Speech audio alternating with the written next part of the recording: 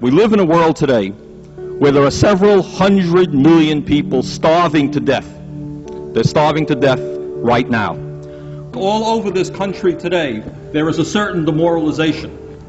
And the demoralization is that some people believe that what goes on in the White House and what goes on in the Congress reflects the will of the American people. And by assembling here today, as the Rainbow Coalition and its other groups from 46 states in America, what we are saying very loud and clear is that Ronald Reagan and his billionaire friends do not represent America, but we do. In some of the largest cities in America, 50% of the kids are not graduating high school. The cost of college education in this country is zooming up, so you have to be a wealthy person to send your kid to college. There was once a dream that my parents had and many people's parents had, that if you work hard and go to school, you can get a college education. But what people like this gentleman do not know is, for example, that in Scandinavia, in Sweden, you've had socialist governments for decades, that in fact that country is probably, in most respects, more democratic than the United States. They have 80 or 90% of the people voting. They have strong labor unions. They have a more open media. They have a healthcare system guaranteeing healthcare to all of the people. Not to say that that's a utopia. But at a time when the wealthiest people of this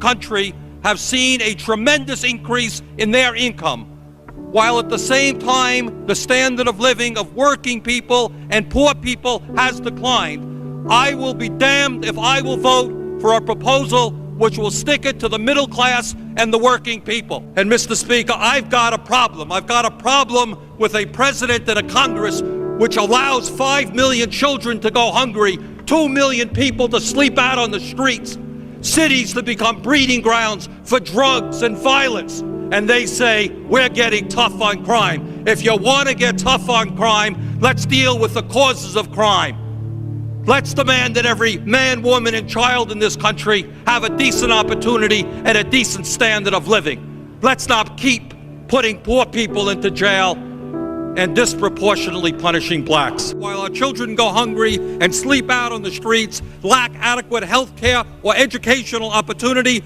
the wealthiest people in this country have grown far richer while their tax burden has declined. We have an approach to campaign financing which, to a very large degree, allows wealthy people and major corporations to buy and sell politicians.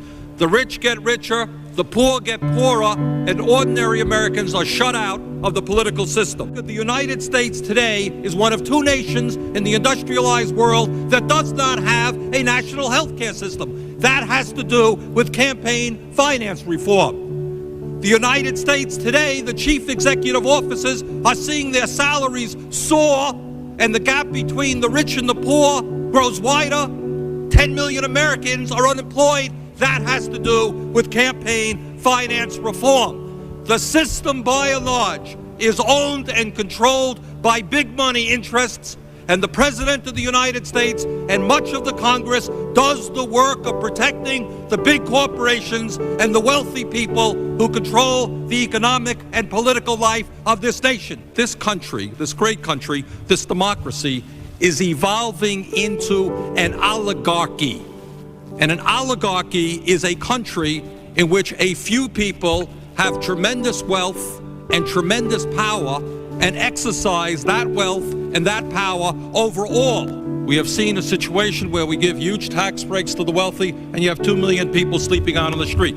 Billions of dollars into all kinds of obsolete weapon systems, and you have 5 million children who are hungry. Let us give hope to people in America today who have lost hope. Let us provide jobs for the jobless, housing for the homeless, food for the hungry. Workers in the United States today are working longer hours, significantly longer hours, taking less vacation time than they used to take. And is there any wonder why so many millions of Americans feel stressed out? They need to work longer hours, they need to work overtime in order to compensate for the real decline in their wages. Let's talk about welfare for the rich and the powerful.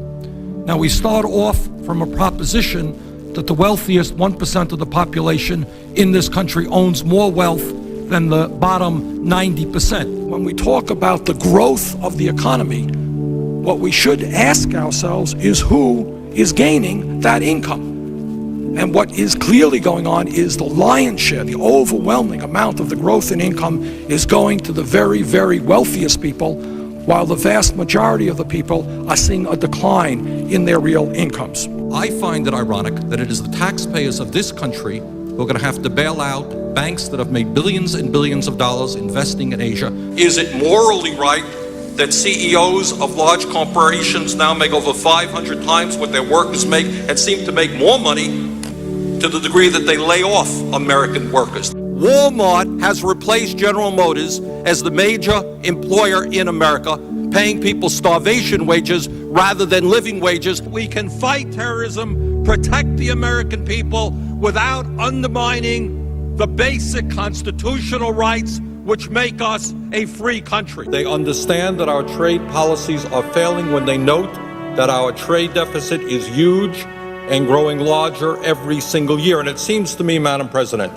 that before we go forward again in pursuit of a failing trade agenda, we might want to sit back, take a moratorium, understand why our trade policies are failing, and then put together trade agreements that work for the working people and the middle class of this country rather than just the CEOs of large multinational corporations. The wealthiest 1/10 of 1%, 1/10 of 1%, 300,000 men, women, and children now earn more income than do the bottom 150 million Americans. No matter how many children live in poverty, no matter how high the unemployment numbers are, they want more and more and more. And I say enough is enough. And you want to know why the American people are cynical about what goes on in Washington? You want to know why the Congress of the United States has an extremely low level of support or favorability? It is because the American people know they are getting ripped off. You got millions of people today who are working longer hours and their income is going down. Their wages are going down. This grotesque level of inequality is immoral, it is bad economics, it is unsustainable. This type of rigged economy is not what America is supposed to be about. This has got to change. And as your president, together, we are going to change it. When we stand together, there is nothing that we cannot accomplish. And I pledge to you that every day I will fight for the public interest, not the corporate interest. I will not abandon any segment of American society, whether you're gay or black or Latino, poor or working class, just because it is politically expedient at a given time. So let us go forward together and let us tell the Republicans that their reactionary agenda may work for the billionaires, but not for ordinary Americans, and we are going to defeat them. Thank you all very much.